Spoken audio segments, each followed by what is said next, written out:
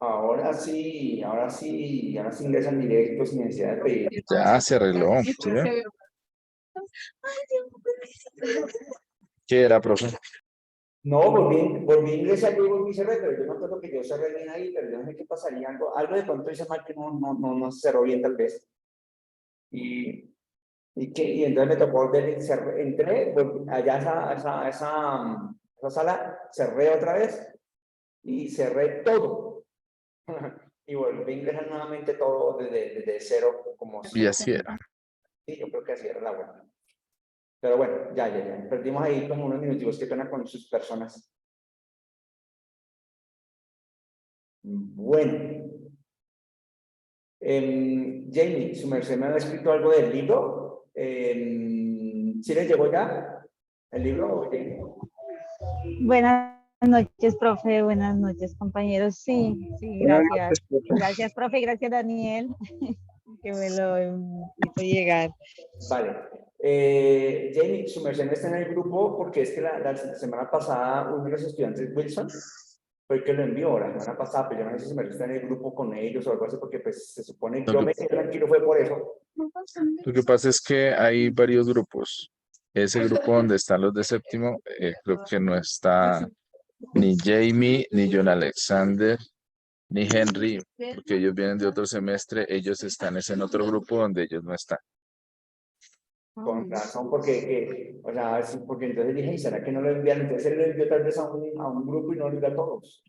Y yo estaba Lo que pasa convencido. es que él no tiene acceso al grupo que digamos se llama griego, donde sí están todos.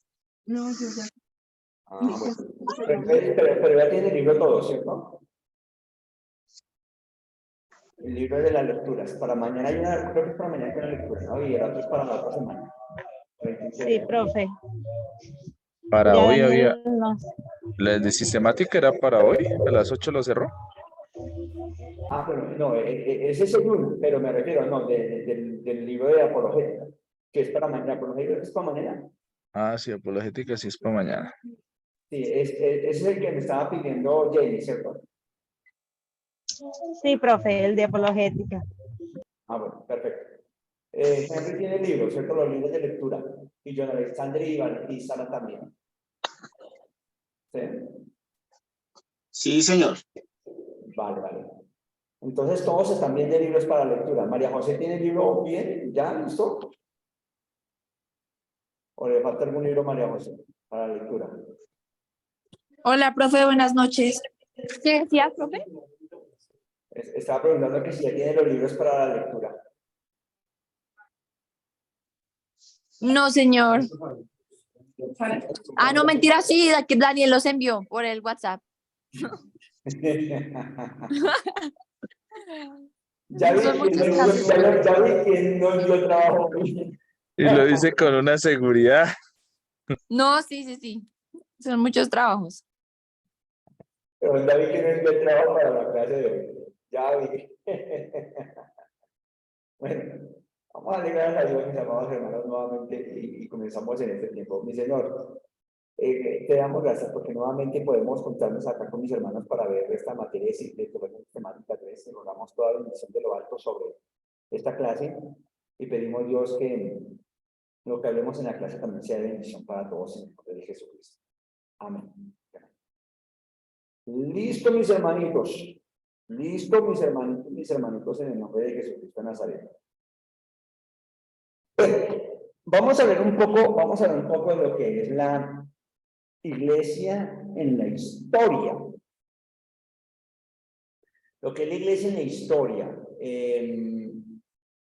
Pues la verdad, hay mucho que decir de la iglesia en la historia, ¿no? La historia es muy grande. No estamos hablando de historia de la iglesia, sino la iglesia en la historia. Que de pronto sí es un poquito distinto ese asunto, ¿no? Pero para ver primero la iglesia en la historia, yo quiero arrancar hablando de la iglesia en la escritura. Quiero comenzar ahí en esa parte de la iglesia en la escritura. La escritura me da algunos principios y propósitos que desde el Nuevo Testamento se notan para la iglesia. No hay principios y propósitos para la iglesia en el Antiguo Testamento, puesto que la iglesia arranca en el Nuevo Testamento. Entonces es muy complicado ir a buscar principios y propósitos para la iglesia desde el Antiguo Testamento donde no está. ¿Sí? Podemos sacar principios de vida, principios de otros aspectos en el Antiguo Testamento, pero como principios para el desarrollo de la iglesia, más difícil en el asunto. Bien, entonces hablando de los principios y propósitos del Nuevo Testamento para la iglesia, pues tenemos que ver acá algunos puntos que me parecen importantes en este asunto. Quiero arrancar diciendo que el primer principio y propósito que tenemos nosotros como iglesia, hablando desde la escritura, porque vamos a mirar toda la historia, un poco la historia de la iglesia en la historia. Entonces, lo primero que hay que tener en cuenta es que cada cuerpo de creyentes debe responsabilizarse de su propia comunidad. Estábamos hablando hace 8 días, cuando hablamos de iglesia, podemos estar hablando de iglesia de una manera, de un grupo de personas, pero también estamos hablando de un grupo de personas en un lugar específico, o estamos hablando del grupo de personas a nivel general que forman la iglesia de Cristo. Aquí, cuando estamos hablando de la iglesia, la parte eclesiológica, estamos hablando de la iglesia local, donde va a desarrollarse la labor de la iglesia, donde se reúnen para desarrollar un trabajo específico. Y es aquí donde cada cuerpo de creyentes, es decir, el cuerpo, el grupo de nosotros de iglesia local que forma parte del cuerpo, debe responsabilizarse entonces de su propia comunidad. Es decir, una iglesia local no tiene que estar dependiendo de la otra iglesia local para que ésta funcione, sino que cada iglesia tiene que empezar a tener su propio funcionamiento por ser parte del cuerpo, debe tener su función. Es importante recordar que entonces allí la evangelización colectiva de la iglesia es básica para la evangelización individual. Hay que empezar a pensar de manera colectiva y no de manera solamente individual.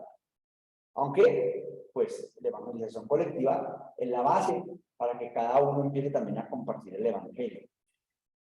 Aquí en este punto es importante no olvidar que la evangelización es punto importante para la iglesia. La iglesia arranca por cuestión de evangelismo. La iglesia arranca por razón del evangelismo. Entonces la evangelización o el evangelismo termina siendo, debe ser una de las pautas más importantes de la iglesia, porque sin ella, pues va a ser muy difícil que funcione la iglesia. Podríamos dedicar a imposible que funcione. Si el evangelismo, ¿quién se convierte? Y si no hay conversión, entonces ¿dónde está la iglesia? Por eso el evangelismo es muy importante. La presentación del evangelio al incrédulo, entonces debe ocurrir principalmente en el mundo, no en la iglesia. Uno de los problemas que tenemos nosotros hoy en día es cómo llevar al mundano a la iglesia. Y el mundano no quiere ir a la iglesia. Entonces el mundano, o los poquitos mundanos que llegan a la iglesia, llegan, pero hay medio casi obligados. Y llegan ahí a ver un grupo de personas que tienen unos pensamientos raros y diferentes a ellos. Lo hace mucho más difícil que realmente el evangelio progrese ahí. El evangelio progresa más cuando la iglesia y los creyentes, que son la iglesia, salen al mundo a buscar. Es ahí donde está la clave. Ahí es donde está la clave. No quiere decir que es que ahora no podemos invitar al mundano a la iglesia. Sí, claro que podemos invitar, claro que sí. Pero van a ir más pocos. Es mucho más fácil que la gente, que el cristiano vaya al mundo, porque ya están todos, y que nosotros demos allá hagamos el trabajo de evangelismo, que el mundano llegue a la iglesia. Por eso nuestras iglesias crecen poco. Nuestras iglesias crecen poco porque nosotros no vamos al mundo, nosotros esperamos que ellos lleguen a la iglesia. Y esperando que lleguen, pues nos vamos a quedar sentados más tiempo esperando que lleguen y nada que llegan. Y si llegan granaditos. Y los que llegan granaditos llegan, pero no se quedan. El objetivo principal para la evangelización deben ser adultos y consecuentemente las familias. Esto también me parece vital porque no quiere decir que no apuntemos a los niños, no quiere decir que no apuntemos al adolescente, sino que cuando uno apunta al adulto, normalmente cuando el adulto se convierte, se lleva a su niño, se lleva a su señora, se lleva a todo el mundo. Se supone que normalmente pasa eso, no siempre es así. Claro, no siempre sucede ese asunto. Pero es mucho más fácil, es mucho más normal que el creyente, cuando se gana y se es adulto, es mucho más fácil que influya en el resto de la familia que tiene los demás.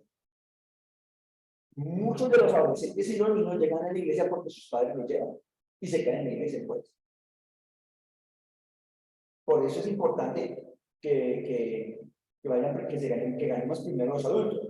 Ahora, sí es posible que lleguen, que evangelicemos niños y detrás lleguen los papás. Es posible que eso suceda también, porque lo he logrado ver.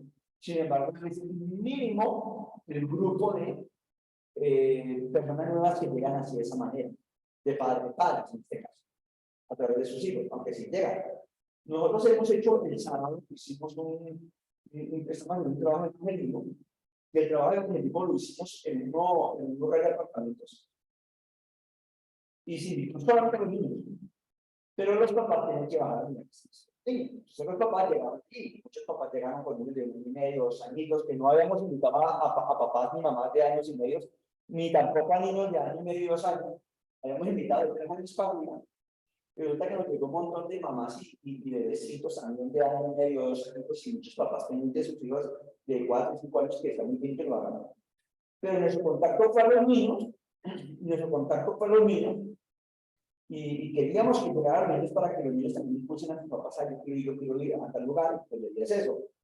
Sin embargo, quedó en contacto con los padres, porque detrás de los niños, ahí están los papás, aunque los papás son los que si no los ganamos, pues no van a los niños. Sin embargo, sí el contacto y se puede hacer. Pero lo ideal es ir primero a los adultos, lo ideal. Entonces, la iglesia es responsable de identificar a aquellos que son especialmente llamados por Dios para llevar la buena nueva de una manera especial, dentro de la comunidad y más allá de la comunidad de y hasta el último día. Es decir, que como iglesia, nosotros dentro de la iglesia debemos identificar a quién le fue dado más ese don de entregar la buena nueva. Todo el mundo debe dar la buena nueva. En la iglesia todo el mundo debe aportar a las buenas nuevas, todo el mundo debe ganar, esa sería la idea. Pero hay unos hermanos que tienen un don del Señor, que le hablan a quien se encuentre delante para ganarse a Cristo. Entonces, como iglesia debemos identificar quién es ese grupo de personas y con ellos hacer una labor mucho más intencional, tratando de ganar las almas para Cristo. Sabiendo que el evangelismo es uno de los principios y propósitos más importantes de la iglesia, porque la iglesia arranca con el evangelismo. Por eso el evangelismo termina siendo demasiado importante. Aquí, los nuevos creyentes, tan pronto como sea posible, deben integrarse a la vida de la iglesia, que fue lo que hicieron en el Antiguo Testamento, en el Nuevo Testamento, en el libro de los Hechos. Se iban convirtiendo y la gente terminaba siendo parte de la iglesia rápidamente. No esperar tanto tiempo para que la iglesia, hay que hacer el trabajo de cómo hacer para que ellos también den el paso a la iglesia, que a veces se gana la gente a Cristo afuera, pero cómo llevar ese paso y terminen siendo parte de la comunidad cristiana, que es lo que estamos buscando. Y ahora nosotros como iglesia del siglo XXI, me quedo ahí el 21, no sé si se me da que arreglar el asunto, porque ¿sabes? Se me da aquí arreglar el asunto porque no me gusta ver. Parece que no me dejan fuera. Entonces, la iglesia de este siglo debe desarrollar entonces las propias estructuras y enfoques contemporáneos a la evangelización, utilizando principios y propósitos que lógicamente acabamos de mencionar, pero nosotros tenemos que armar la estructura. La iglesia es la que arma la estructura del evangelismo. No todas las iglesias funcionan igual que el evangelismo, pero sí podemos ir armando las estrategias y todo lo que tiene que ver con las estructuras para hacer el evangelismo. Y es importante que toda iglesia tenga trabajo de evangelismo. Y cuando yo digo trabajo de evangelismo, no me estoy refiriendo a hacer un comité de evangelismo, allá el comité de evangelismo para que haya cultos evangelísticos. Y de verdad que el culto evangelístico van siempre los mismos 4 o 5 hermanos de toda la vida. Esa no es la idea de un comité evangelismo, esa no es la idea de hacer un culto evangelístico. Nosotros debemos empezar a cambiar un poco la idea para poder hacer de la iglesia, un lugar de evangelismo. En este caso, estoy repitiéndome aquí, necesitamos que la iglesia tenga una cultura de evangelismo, que fue lo que hizo la iglesia en el Antiguo Testamento, la iglesia del primer siglo, la iglesia de Hechos de los Apóstoles. En ellos había una cultura de evangelismo. La cultura de evangelismo es que todos evangelizaban. La Biblia menciona que cada día iban llegando qué cantidad de gente, y cuando en Hechos 1 les tocó salir corriendo porque estaban comenzó la persecución contra el cristianismo, dice el capítulo 1, versículo 1 en adelante, que donde ellos iban, salieron para Samaria, para Judea, para otros lugares, y por donde iban andando, ellos iban evangelizando. Es decir, había una cultura de evangelismo en toda la iglesia. Creo que así arranca la historia de la iglesia. Y la iglesia, en la historia, nos deja ver que lo primero que se hizo fue tener una cultura de evangelismo.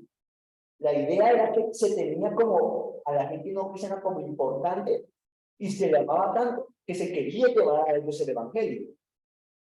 Y eso es importante para la iglesia del día de hoy, que sepamos que existimos también, que al igual que el primer siglo, existimos como iglesia, que seguimos siendo la misma iglesia de Jesucristo, pero que debe haber en nosotros una cultura de evangelismo. La cultura de evangelismo significa que toda la iglesia tiene el deseo de evangelizar. No solamente un grupito, no solamente los 5 hermanos del evangelismo, no solamente el pastor o los líderes de la iglesia, sino que en la iglesia todos deben apuntar hacia el evangelismo. ¿Cómo hacemos para que la iglesia apunte hacia el evangelismo? O sea, ¿cómo hacer para lograr la cultura del evangelismo? Yo solamente tengo una manera de que eso suceda. Una manera. Y la manera más importante de que haya una cultura del evangelismo es que la cabeza principal, que es el pastor, sea el que esté lleno en su corazón y en su mente, lleno de evangelismo. Que él esté penetrado con esa visión de Dios de evangelizar. Porque cuando el pastor de una congregación tiene en su corazón el deseo de hablarle de Cristo a los demás, de compartir el evangelio, toda la iglesia lo va a notar y se va a impregnar, y él, todas sus enseñanzas va a impartir la idea de plan que se haga, va a dar el ejemplo y va a hacer que todo el mundo mantenga en esa actitud. Es decir, que es casi, diría, muy importante que el pastor esté orientado al evangelismo, porque entonces eso llevará a la iglesia a un evangelismo puro.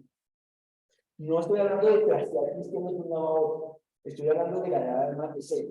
Almas que comienzan conociendo a Cristo porque les hablamos de Cristo. De la cultura del evangelismo comienza desde la cabeza. El pastor debe llenar o llevar más bien al liderazgo de la iglesia a esa cultura del evangelismo. Que todo el liderazgo esté impregnado de esa cultura del evangelismo. Y cuando todo el liderazgo esté impregnado de la cultura del evangelismo, entonces toda la iglesia estará impregnada de la cultura del evangelismo. No hay otra manera de determinar eso.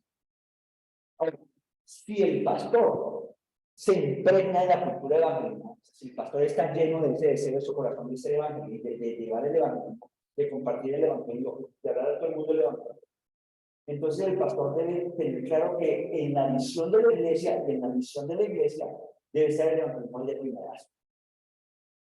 Eso debe ser parte importante, amado, debe ser cosa, pero de ya. ¿Sí? Y como la iglesia arranca la historia con el evangelismo, entonces yo creo que nosotros no podemos perder tampoco lo que ha hecho la iglesia en la historia. Creo que debemos tomar este asunto importante y decir, vamos a meter el evangelismo en la iglesia, porque ha estado desde el principio, la iglesia nació con eso, era parte del ADN del siglo I, y todo el mundo compartía el evangelio, y por todos los lugares donde iban, la gente se convertía a Cristo, y el Espíritu Santo de Dios se manifestaba de manera maravillosa. No sé si me estoy haciendo entender hasta aquí, mis amados hermanos. A ver, quiero escucharles a ustedes.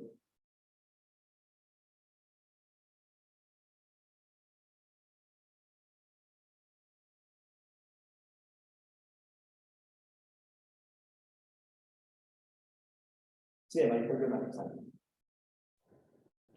Profe, yo solo quiero decir que el Señor añade a la iglesia a los que habrán de ser salvos.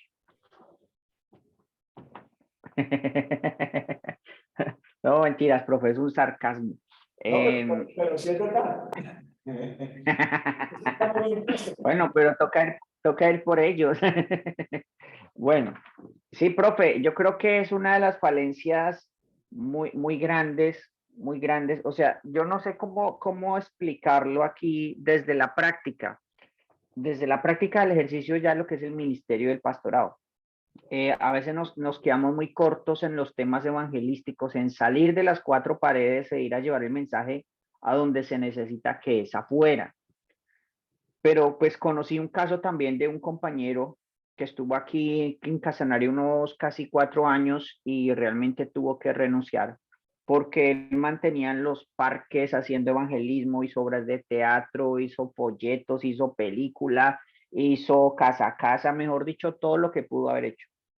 Y hizo mucho evangelismo, pero no hizo consolidación prácticamente, o sea, le fue como mal en ese tema y no consolidó, o sea, los que iban llegando no los visitó, ¿cómo le explico? Sí, no los afirmó, no los consolidó entre la iglesia y pues realmente esa iglesia no creció. Y él tuvo que, pues, él renunció por iniciativa propia junto con su esposa, pues regresaron a Bogotá. Entonces, yo creo que paso a paso, cada paso es importante. Evangelizar es importantísimo, consolidar los que fueron llegando también es importantísimo y edificar a los que están, eh, no descuidar a los que ya están en la iglesia porque son el fundamento, pues no hay que consentirlos, pero sí seguirlos edificando. Y el evangelismo realmente, conozco varios pastores, si se puede decir, profe, varios pastores evangelistas, como si tuvieran ese don doble, digámoslo así.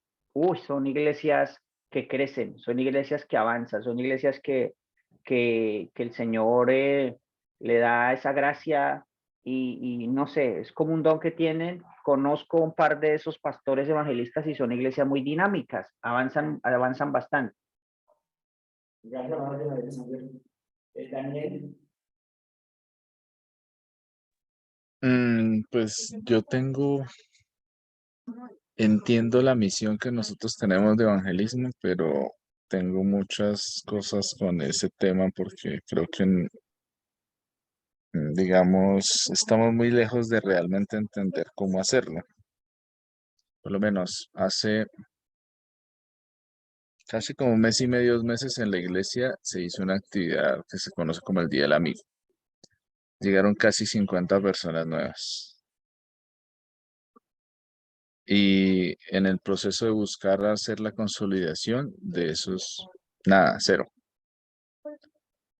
Y cuando uno se dirige al tema de mirar a las personas, qué es lo que pasa, todo esto, se llega muchas veces a un resumen y no, es que yo lo hice simplemente, uno invita, o sea, a la hora de invitar y traer para hacer una labor de esas, uno como persona lo hace y a veces lo hace también con la presión. Algunas personas decían, yo lo hice fue como porque el pastor no me deja cantaleta de que no ganó nadie, que no traigo a nadie, que no invitó a nadie de la iglesia. Algunos hasta de otros sectores que son lejanos a la iglesia les pagaron carro taxi ese día, mejor dicho, para cumplir con esa labor, se supone que de evangelismo. Pero cuando vemos hoy, 2 meses después, un mes y medio después, realmente simplemente fue un buen ejercicio de pronto de hablar del Señor, pero realmente el fruto y lo que deberíamos estar cosechando de esa labor evangelística realmente no se está viendo. Y, y yo particularmente veo que sí, tenemos que evangelizar, tenemos que hacer eso, pero, pero realmente nosotros no estamos de pronto reproduciendo aún el mismo modelo que Jesús utilizó para, para poder llegar a eso. Y ese tal vez no entender y comprender, simplemente como que nos está empujando a lo que todos muy bien desde hace mucho tiempo sabemos hacer, ¿sí? Que es ganar. Hace un tiempo me dan una estadística que a mí particularmente me dejó muy preocupado. porque aunque la persona que lo comentaba lo decía como con mucho orgullo, decía, no, pues hagamos una labor evangelística y esto, tranquilos que igual de siempre, de todos estos procesos, lo que va a quedar en la iglesia es el 7%. O sea, de un esfuerzo tan grande que se hace, según lo que esa persona hablaba de unas estadísticas que hay por diferentes, bueno, que tenía, decía, pues no se preocupen, tranquilos, hagan la labor evangelística, que igual lo que va a quedar en la iglesia será más o menos el 7%. Particularmente yo lo pensaba y decía, si ese es el consuelo de la labor evangelística que se está haciendo, pues realmente, particularmente yo digo, enfoquémonos en hacer otra cosa o hacerlas o realmente generar el proceso desde otra perspectiva, porque de antemano ya estamos con el consuelo de que vamos a perder más de lo que vamos a posiblemente retener y lo que vamos a ganar. Bien, gracias, Daniel.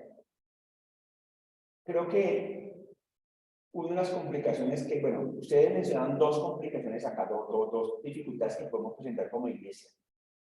Uno es que se hace el trabajo, pero no hay quien haga, pero no hay quien consolide. Que es gravísimo en una iglesia que se haga todo un trabajo tan tremendo y el pueblo tan grande, pero pues se pierda todo lo que se hizo. Ya da tristeza porque entonces después como que ya la gente no va a trabajar. Eso uno. Dos, la mención de Daniel de se hace, pero pues se hace sin querer, o sea, no hay una cultura de evangelismo y la gente no sabe cómo. O sea, el cristiano sabe que hay que hablar de Cristo y que es un mandato del Señor, pero muchas veces los cristianos no saben cómo evangelizar, no saben cómo, a mí es que no tienen idea ni cómo evangelizar. Es que digo porque es que yo también he sido pastor de iglesia y he como el asunto con hermanos, y entonces uno tiene que idearse el asunto. ¿Sí? La iglesia siempre ha tenido que hacer este trabajo, eso no es de ahora. Solo que la iglesia ha tenido que ir revisando cómo es que va a ser la labor. Yo he tenido que trabajar en el asunto. Y yo, desde que llego a la iglesia, yo no tengo dónde evangelizar. Yo no lo tengo, yo no tengo dónde evangelizar. Pero yo sé que como paso tengo que evangelizar y tengo que adorar. Punto. Entonces, claro. Entonces, mi trabajo consiste en que yo busco las herramientas y las formas cómo voy a hacer que la iglesia tenga en su mente y en su corazón que el evangelismo es parte primordial de toda la iglesia. Entonces yo tengo que buscar hacer una cultura de evangelismo en la iglesia, en los cristianos. Cuando yo digo en los cristianos, este es el de la iglesia, voy a empezar a trabajar con esta gente cultural de evangelismo. Arranco con algunas predicaciones, no todas, porque entonces hay que hacer otras cosas, ¿no? Algunas predicaciones, pero también empiezo a coger a los hermanos y venga para una clase, venga acá, les explico algunas cositas. Entonces empiezo a hablarles, venga, les enseño cómo evangelizo. Y normalmente me encargo a un hermano cuando tienen tiempo, a veces no tienen ni tiempo para eso, pero me encargo a un hermano, vamos y compartimos, le digo, escuche todo lo que yo hago, mire, observe lo que yo hago. ¿Tiene a ver? Lo voy a hacer. Listo, enseño. Después llego a la iglesia y cojo al grupo y les enseño estrategias. ¿Cómo hago para hablar a una persona de Cristo? Entonces, les enseño 4 leyes espirituales.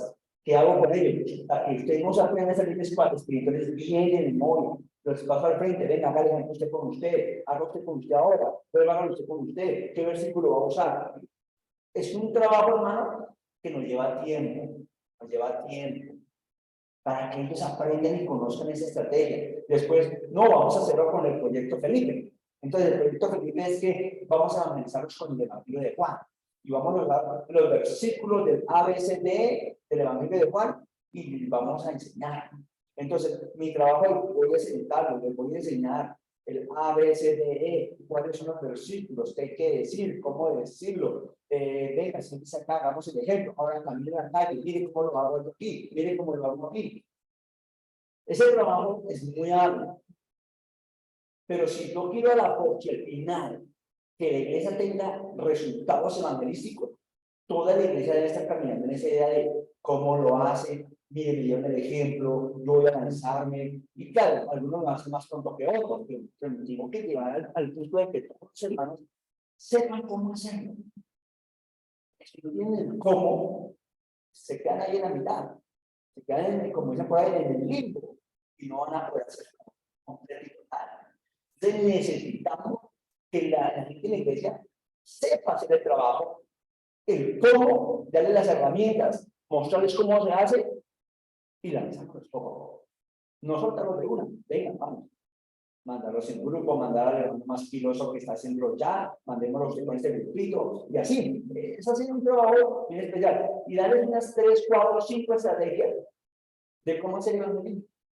Y eso, hermano, se nos va todo un año casi a enseñar a la iglesia cómo hacer evangelismo. Pero la primera estrategia hay que empezar a implantarla, venga, intente buscarle, intente hacerlo con el hermano, intente ir con una persona no cristiana. No, va con el hermano, con el vecino, vaya charlando, le vaya agradándose, entre chavichas, usted va diciendo, mire, es que el y el arte del no, y el tenemos para llegar a nos da, y el Señor dice, y no para poder llegar a ese amor de Dios. La D me dice que tengo que tomar una decisión, la E me dice que hay una esperanza, que no me echa fuera si yo llego a... Entonces, todo ese asunto es cómo lo va a ir viviendo poco a poco, ven cómo lo va a vivir. Tiene que ser, este asunto tiene que ser parte de la del cristiano. Tiene que ser parte del cristiano. Y entonces la iglesia termina poco a poco que tiene el cuento de una cultura evangelística. Poco a poco, eso no se da de la noche a la mañana. Eso no se da rápido porque vimos 2 clases o 5 clases y ya todos los hermanos se volvieron unos luchos para morir. No. Ahora una película, mirando cómo se debe, pero no lo han dicho. Ahora no. Pues sí, cómo lo hagan, lo que tengan que hacer y que lo tienen que hacer orando por el Señor. No porque digo a una allí que algunos más que se sienten para que obligados y el pastor sí que joda la vida, entonces, perdón, pero el pastor sí que riega la vida. Entonces, como el pastor riega la vida, que no parece tanto que invitar para quien pueda, no invitar a mi primo, que sí, ya no hablamos, y le dan de comida y entonces invitamos. Y soltamos el asunto. Entonces, primero que todo, hay que enseñar ese trabajo de cómo ganar. Varias estrategias de cómo hacer. Que creo que el libro de hecho nos enseña muchas estrategias de cómo ganar. Varias formas de cómo hacer. Daniel, se me levantó la mano. Antes de que Sí, le cambie la mano ahí. antes de que se me quede la mano parada y le toque orar. No, es que se me olvidó darle un dato y al chiste que hizo John Alexander de que el Señor va a añadir a la iglesia a los que han de ser salvos, pues eso es, yo puedo decir que el lugar donde yo estoy lo he visto.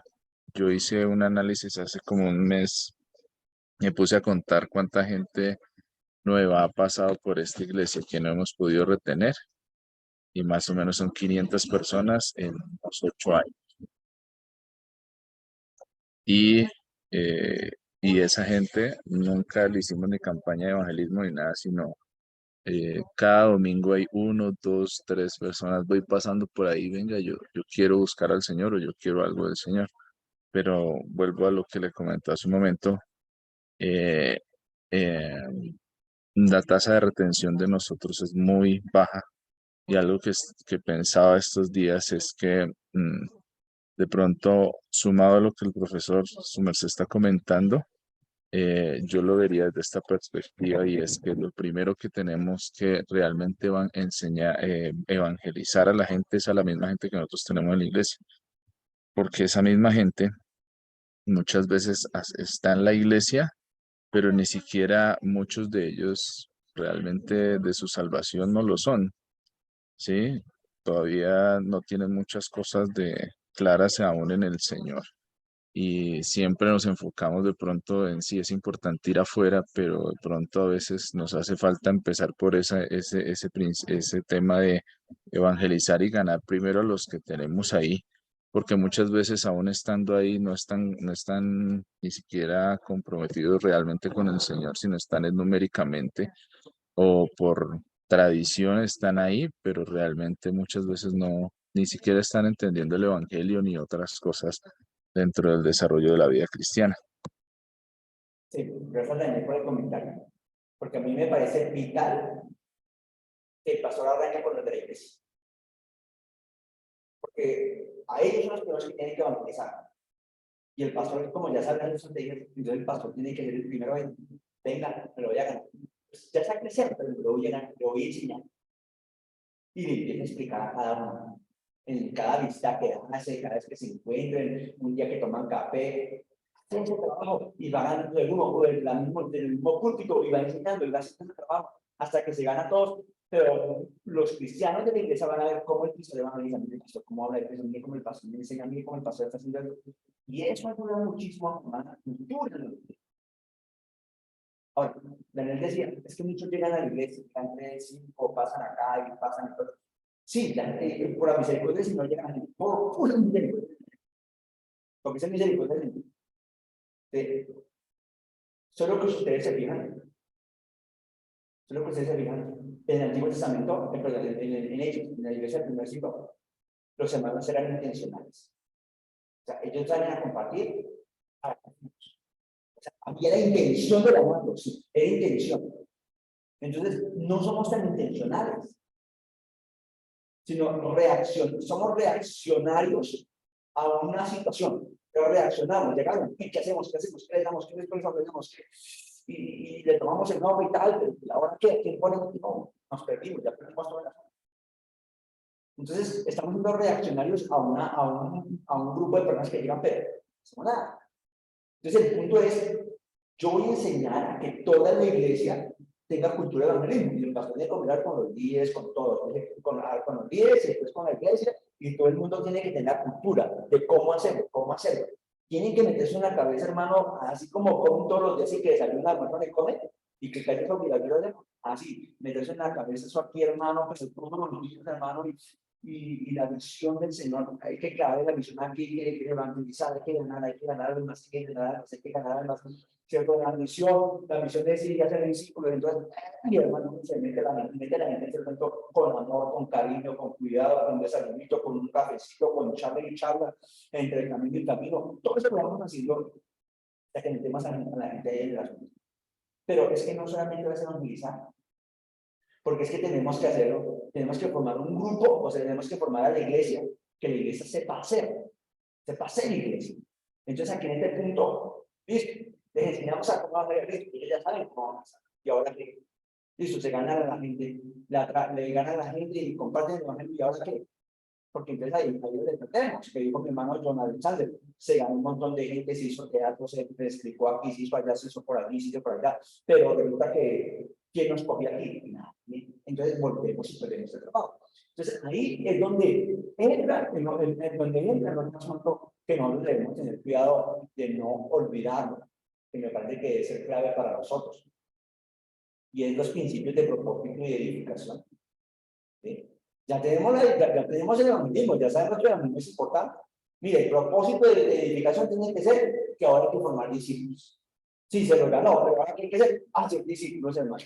Hay que ser discípulos. Al final, el mensaje que Dios nos dijo, ir por todo el mundo y hacer discípulos. Y enséñenle todo lo que yo les digo a ustedes. Yo estoy ahí con ustedes, yo voy a hacer mi trabajo, hermano, pero yo te lo hago. Se haga discípulos, yo estoy ahí con ustedes, yo los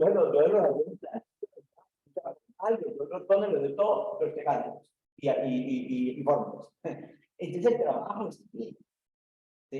Entonces, principios y propósitos de edificación. La iglesia local debe ser el medio principal en el que se desarrolla el proceso de edificación. Es la iglesia la que está para edificar.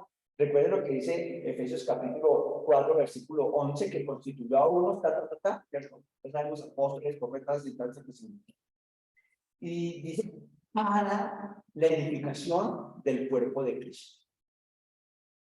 Los hermanos líderes están para edificar el cuerpo de Cristo. La edificación se da dentro de esta comunidad cristiana.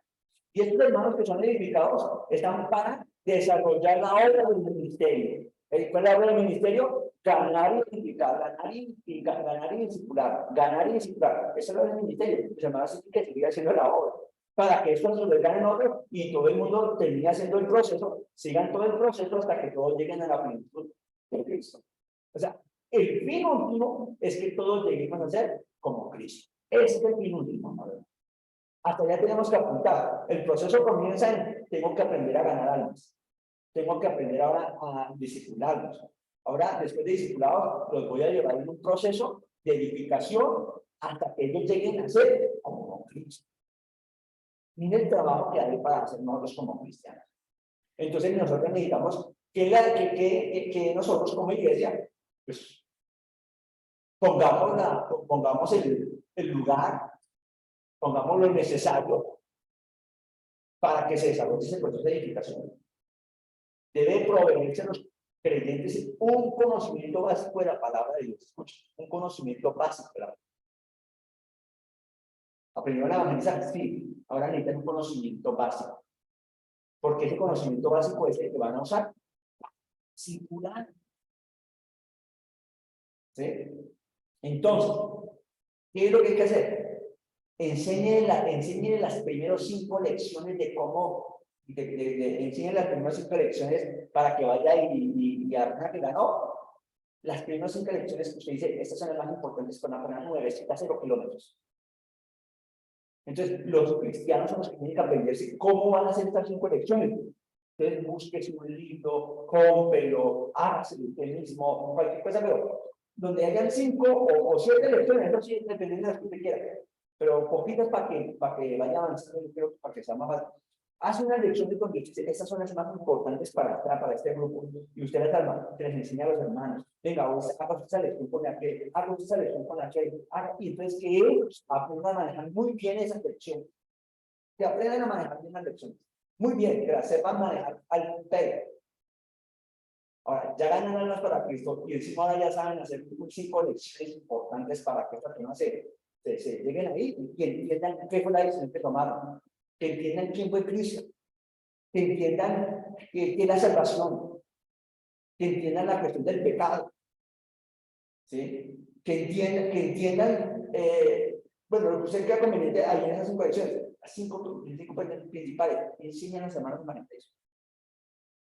Si todos los hermanos en la iglesia manejan estas 5 lecciones, entonces los hermanos están listos para ir a cualquier lado. Donde ellos vayan, ellos van a ganarse una almita y los van a ir a poder tomar este libro y vamos haciendo lecciones aquí, los primeros en este mes. Yo lo voy a invitar una vez al mes y voy a compartir con ustedes. Usted va a hacer esta tareita aquí en la casa, yo tengo y trabajamos aquí. Si usted la felicita, vengo y lo hacemos los dos. Si usted es juicioso, la puede ir haciendo usted mientras yo vengo y cuando yo venga, organizamos, charlamos, lloro con usted, lloro por su familia y entonces empieza a hacer ese trabajo identificado.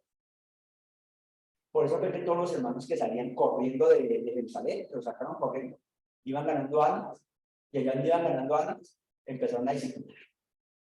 Y empezó, dice la Biblia que en Samaria empezó a ver también la gloria del Señor, el Espíritu descendió, y dijeron, mire, allá también está llegando la gloria del Señor, y Pedro le tocó ir al asunto con Juan, y fueron y miraron, está aquí también, qué maravilla. Es decir, que lo que se había hecho en Jerusalén, de ganar almas y de que crecieran y de que se edificaran, ahora pasó a la iglesia en Samaria, pasó en Judea, pasó aquí, pasó allá, y todos los hermanos empezaron a hacer la labor de trabajo. Esto es la historia, el inicio de la historia de la iglesia. Y creo que es importante. Los hermanos necesitan tener un conocimiento básico para que hagan el trabajo. Y que el pastor no esté todo el tiempo allá haciendo discípulos solo, sino que la iglesia en toda en general debe hacerlo. Ahora, hermano, esto es un trabajo grandísimo, enorme, es trabajar con un montón de gente que de pronto ya está cansada de tantos estudios bíblicos y tantos estudios bíblicos, pero es que ustedes tienen que hacer cómo obedecer al Señor, que me parece importante. Debe proveer entonces no solo un estudio básico para la persona que pueda debe conocer un conocimiento profundo de la palabra de Dios. Es donde le decimos, bueno, ya conoció lo básico, usted quiere seguir llevando el evangelio y que la gente siga avanzando y creciendo. Bueno, le voy a enseñar tres libros, le voy a dar 3 capillas para que entre todos aquí estudiemos. Y usted entonces empieza a formar grupos de trabajo para conocer con profundidad la palabra de Dios. Y pueden ser 3, 5, 10, eso sí depende de todo lo que usted quiera aprender en la iglesia. Pero es forme de estos hermanos que saben evangelizar, ya saben evangelizar y ya saben, digamos, los primeros pasos de consolidación. Ahora enséñeles cómo se puede compartir con el hermano cristiano para llevarlo a un punto más alto. Que no se queden ahí en la simple diciendo que cómo pueden ir a avanzar más. De paso, él crece y él va a crecer al nuevo que está ganándose para Cristo. Y los estamos formando para que ellos sean unos padres responsables, que se ganen al cristiano pero lo dejan tirado. No somos padres responsables, somos padres irresponsables. Tienen que ser padres responsables. Y eso requiere tener más trabajo. Y el pastor tiene que dedicarse a hacer ese trabajo con líderes. Miren, líderes, ahí líderes, ustedes vienen a esta clase, ustedes vienen a esta clase, ustedes vienen a esta clase. El pastor arrancando las primeras, ya cuando va a el segundo turno, ustedes ya tocan teniendo ustedes esta clase, ustedes esta clase, y así. Creo que esa es la labor que tenemos que hacer para que la iglesia crezca. Entonces, evangelismo y hacer lo que es el discipulado. Entonces, los clientes deben tener oportunidad para desarrollar sus capacidades que además en el conocimiento. Deben proveer sus clientes con la suma total de las experiencias, la cual les ayudará a progresar más allá de conocimiento, experiencias vitales con la palabra, experiencias vitales de relación los unos con los otros y con Dios, y experiencias vitales de testimonio tanto individual como colectivo. Es decir, ser iglesia. Todos los clientes deben ser equipados para el servicio cristiano. Los clientes deben recibir orientación para desarrollar una buena vida en la familia. Los creyentes del siglo XX y XXI deben desarrollar sus propias formas y estructuras contemporáneas para aplicar esos principios bíblicos que acabamos de señalar. Es decir, que el trabajo es grande. La gente dice que los pastores no hacen nada, que no hacen nada, que todo lo que tiene que desarrollar un pastor, todo lo que tiene que hacer un pastor. Es mucho lo que hay que hacer un pastor. El tiempo no nos alcanza para hacer todo ese montón de trabajo. Entonces ahí es donde necesitamos que el Señor nos coloque a su lado gente que esté dispuesta a hacer la labor del trabajo. Y no es fácil. Entonces aquí, en este punto, amado hermano, mire, eso sí es vital para el pastor. Mire, como experiencia se lo digo, no coja cualquier cartilla, no coja cualquier cartilla. Si usted pone una cartilla, hermano, primero pégale una estudiada bien. Pégale una estudiada bien. Mire que los textos bíblicos sí sean y concuerden. Mire que lo que esté diciendo de esa cartilla sea lo que realmente usted y la iglesia y la palabra es lo que dice. No coja cartilla porque la mandó Julano, no coja una cartilla que porque es que está yo por resultar en aquella iglesia. No, coja una cartilla que usted dice, esta es la cartilla que es muy bíblica y enseña lo que yo creo que la iglesia tiene que aprender. Hasta aquí me explico, hermanos, ahora con el discipulado. Miren, se lo voy a colocar de estas dos maneras. En dos frases se lo voy a decir, en dos frases se lo voy a decir. Para hacer cultura, para que la iglesia desarrolle una cultura de Dios, una cultura realmente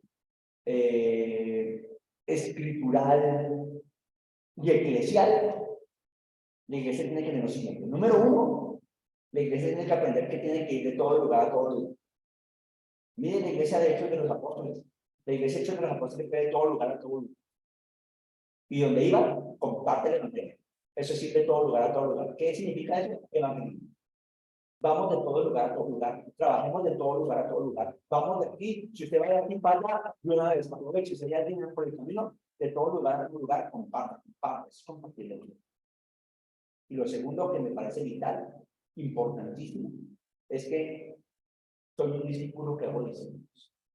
La gente tiene que meterse en su cabeza eso. Soy discípulo que hago discípulos. Todo, mire, yo te lo repito en la iglesia, hermano.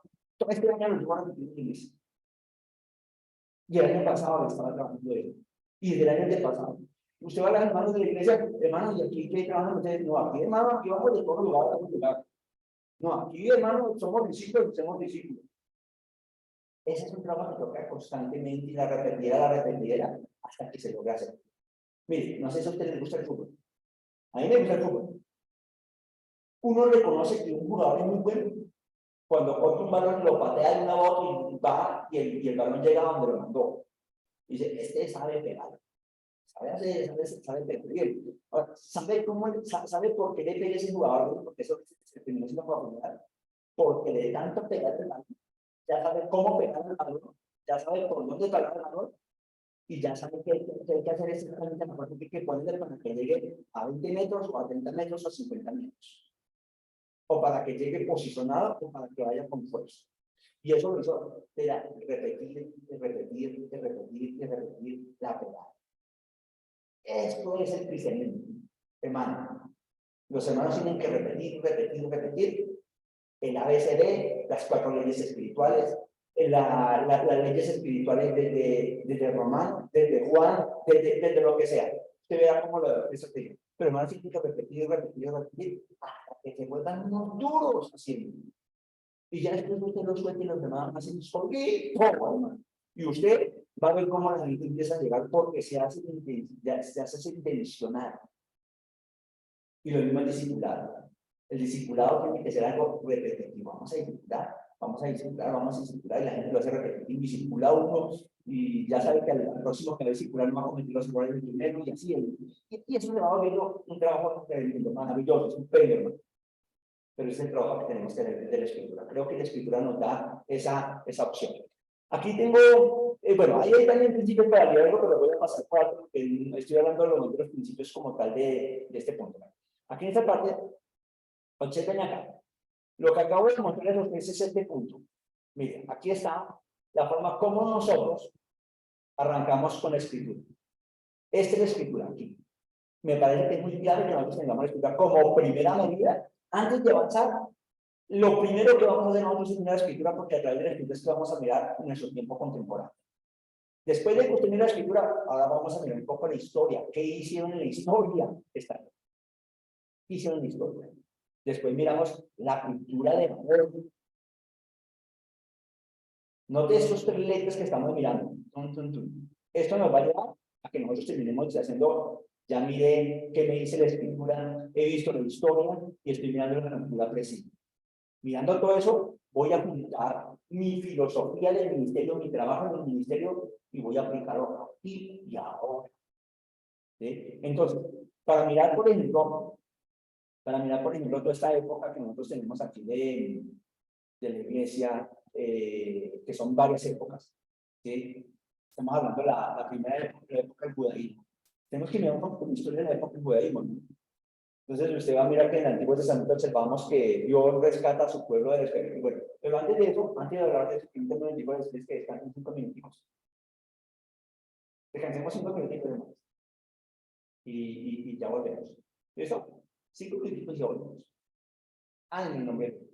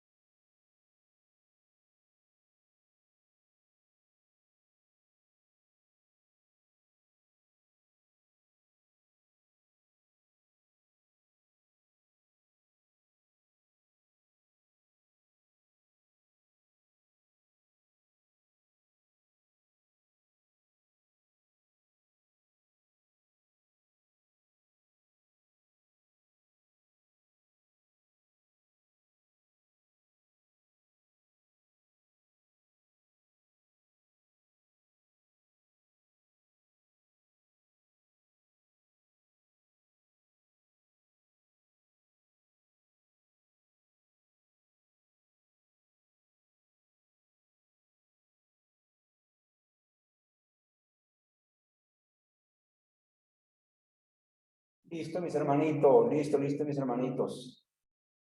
Veámonos por aquí, porfis, otra vez, ya comenzamos.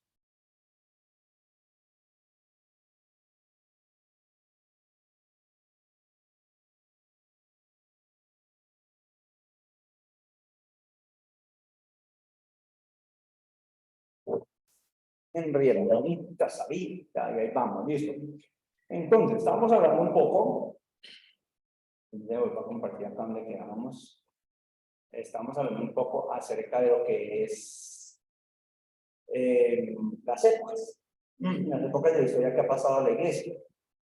Pero, pues para arrancar con la idea de la historia de la iglesia, hay que arrancar primero con un poquitico de hablar del judaísmo. Y cuando hablamos del judaísmo, pues tenemos que, de una manera, evocarnos cómo Dios llama, y creo que alcancé a mencionar hace 8 días, cómo Dios llama a través de Abraham a un pueblo y cómo a través de Moisés sea una ley para este pueblo, y el pueblo empieza a avanzar. El pueblo de Dios se goza en esta nueva relación que tiene con esa nueva relación espiritual que tiene con Dios, pero al pasar los siglos tiene dificultad confundir el formalismo religioso con la libertad y la ley. Y aquí empezamos a tener problemas con entre la libertad y la ley, y empieza a crecer una institución porque empieza a trabajarse desde el templo, y los del templo se vuelven casi intocables, y empieza a trabajarse un poco el asunto. Bueno, después de que el pueblo de Dios termina en el destierro, entonces viene nuevamente por ahí un grupo de personas como Esdras y Nehemías diciendo, bueno, vamos a tratar de hacer algo para que esta cosa funcione, y empiezan a trabajar a través, por la misericordia de Dios, lógicamente, pero a través de renovar la palabra, enseñar la palabra nuevamente y trabajar la palabra para que vuelvan otra vez a la vida real. Nuevamente se institucionaliza y se crean nuevamente los sacerdotes y todo ello. Y cuando llega Jesús, lo interesante es que ya encuentra un grupo de líderes que de una u otra manera han opacado la verdad de la ley con las tradiciones y legalismos. Y hay una lucha entonces de Jesús con todo este grupo institucional que se ha levantado, porque no permite que se avance un poco más. No dejan decir nada, no dejan pensar nada este grupo. Entonces, vez tras vez Jesús señala los resultados devastadores del institucionalismo, en cierta manera, ¿no? Lo hace, les hace recordar a los líderes que ellos con éxito han preservado su sistema religioso, su ortodoxia y su tradición, y aún han podido guiar a la mayoría del pueblo hacia una conformidad externa con las expresiones visibles de su religión, pero han perdido al individuo. Sus seguidores no tienen una experiencia vital y real con Dios viviente. Sus seguidores solamente son religiosos, pero no tienen relación con Dios. Es la crítica que hace Jesús con este grupo de iglesia que está en el momento. Entonces ahí es cuando nace la segunda época, que llamamos la época apostólica, que va del año 100, del año 30 al año 100 aproximadamente. Y aquí en esta época es lo que mencionamos, lo que arranca en el tiempo de Pentecostés. Y la dinámica es empezar a todos en una relación de familia, una relación de amor, una relación con la palabra, ese deseo por saber de Dios, por estar metidos en la palabra. Y entonces hay ese deseo de compartir el evangelio que acabo de mencionar, ese deseo de hacer discípulos, de que todo el mundo conozca, no les da pena hablar de Cristo en todo lugar. Es una entrega linda en esos primeros capítulos, en esos primeros años, que es la segunda época de la iglesia. La iglesia se despliega hacia otros sectores, y donde va, la iglesia va haciendo grupos. La iglesia, en este caso me parece importante porque avanza sin un templo oficial. La iglesia no tiene templo. Las casas son los templos. Y ahí en las casas, en todo lugar donde estén, ahí se pueden reunir, ahí es el lugar para poder hacer la iglesia. Y de esa forma funcionó la iglesia en esta segunda época. La tercera época, entonces, era la época de la persecución y del favorecimiento, que va del año 100 al año 500. Y en esta época nosotros tenemos que hay una lucha contra la iglesia, a acabarlos, mejor dicho, a eliminarlos, pero también al mismo tiempo encontramos un grupo dentro del Imperio Romano que se han levantado como iglesia y estos se levantan teniendo algunos centros de aprendizaje donde enseñan acerca de lo que es el catecismo, los catecúmenos que llamamos, para que conozcan de Dios y para que puedan acercarse a Dios. Es una iglesia más gentil, ya no hay casi judíos, la iglesia es más gentil, aunque lógicamente pues, los judíos que están en diversos lugares del mundo, pero es una iglesia gentil. En esta época, entonces, podemos decir que se levantan algunos grupos allí, algunos son fuertes, acérrimos, fundamentalistas, otros se dejan convencer fácilmente por lo que diga el gobierno, pero también al mismo tiempo tenemos en este tiempo de la iglesia unos grupos, un grupo de personas que son apologistas. Aquí nacen los apologistas por primera vez, donde empiezan, digamos, gentil, ¿no? Donde empiezan a defender las verdades del evangelio y los principios del evangelio. Es aquí donde nacen en esta época del año 100 al año 500 y entregan absolutamente todo para que se mantenga la verdad de Dios, la verdad de Cristo.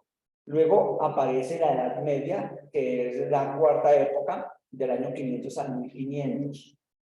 Y en esta época de la Edad Media, entonces, de una u otra manera, podemos decir que no todo es negativo. Mucha gente dice que es la época del oscurantismo. No tan solo el oscurantismo, también había cosas buenas.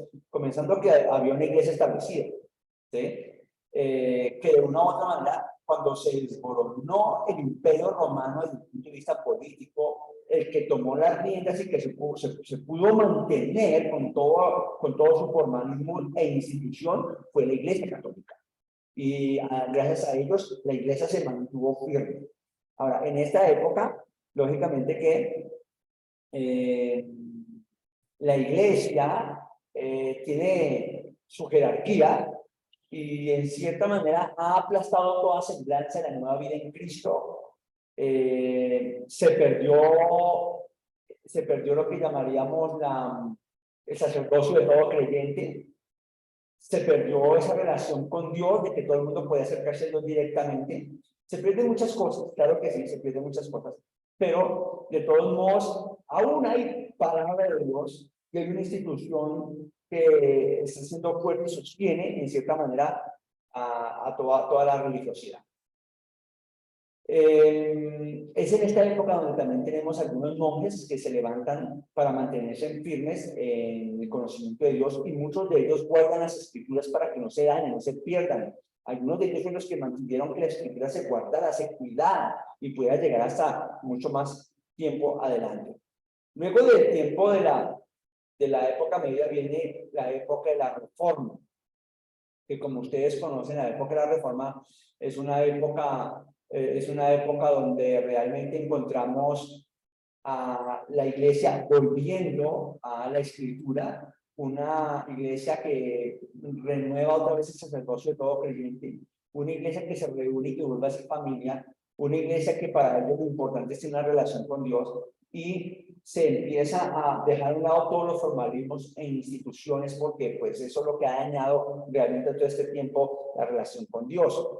Entonces empiezan a crearse otros nuevos grupos grandes y fuertes como el luteranismo, el calvinismo y otros que van saliendo allí al lado, que son los que dan luz y guía a las nuevas instituciones que van a aparecer cristianas. Ahora, estas personas lógicamente que arrancan con el amor por Dios, poniendo la fe en Cristo, haciendo un trabajo esmerado por escuchar, por presentar las escrituras, pero de una u otra manera terminan cayendo en el institucionalismo. Vuelvo otra vez al institucionalismo. El institucionalismo, hermano, ha sido una lucha de años. El institucionalismo judío, el institucionalismo de la Iglesia Católica, y ahora la iglesia del Templo de la Reforma se apartaron del institucionalismo, pero van armando un nuevo institucionalismo en otro lado. No se quedaron sin el institucionalismo lastimosamente. Pero lógicamente que aparecen nuevos grupos fuertes que ayudan a compartir el evangelio, que ayudan a que la iglesia crezca en los diferentes lugares. Dentro de ellos entonces tenemos diferentes grupos que avanzan en el siglo XVIII, como son los metodistas, que lo que hacen es nuevamente, ellos salen otra vez a predicar a la calle, salen a la plaza, salen al público, a tener relación con el público para que nuevamente otra vez el evangelio no se quede en un templo, sino que vaya a la calle.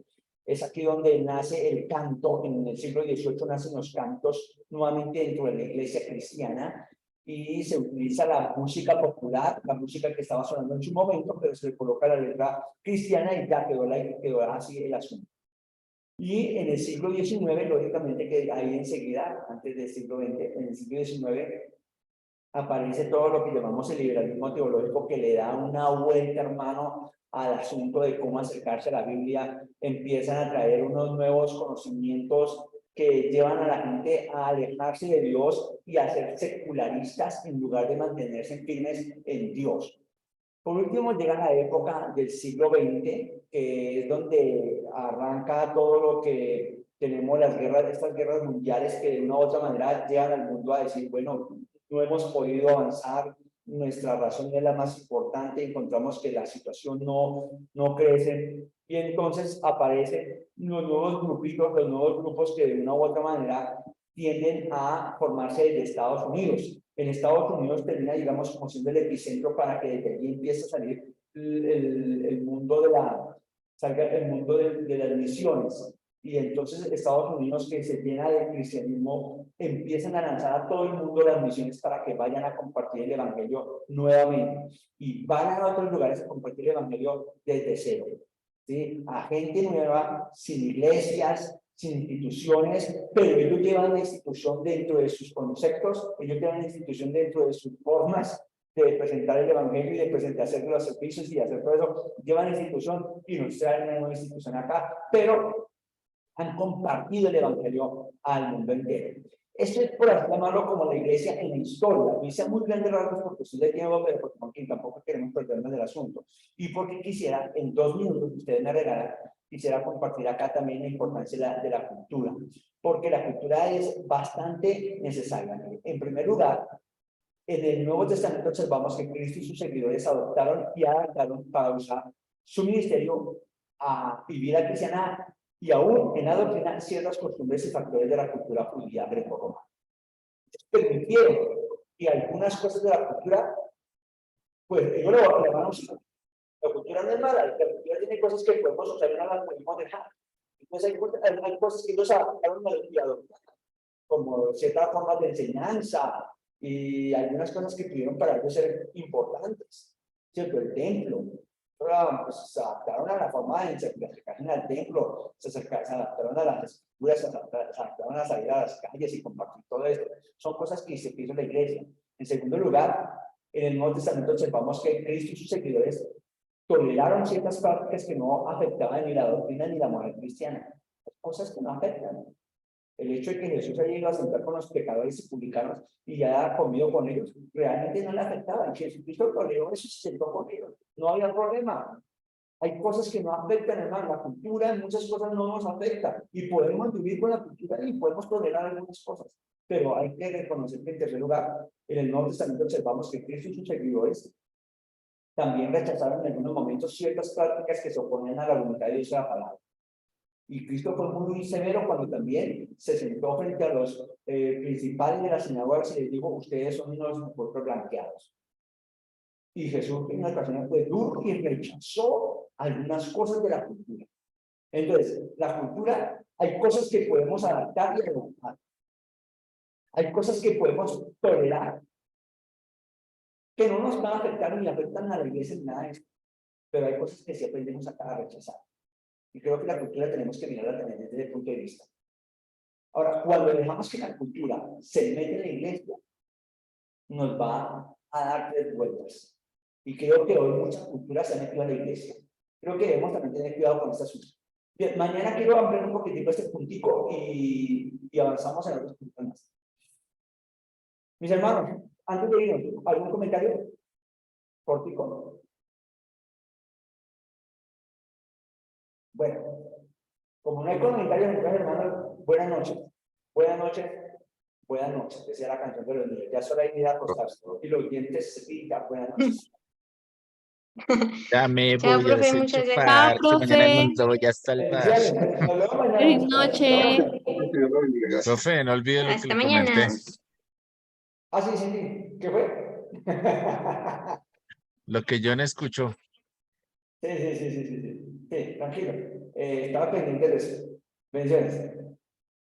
Vale, profe.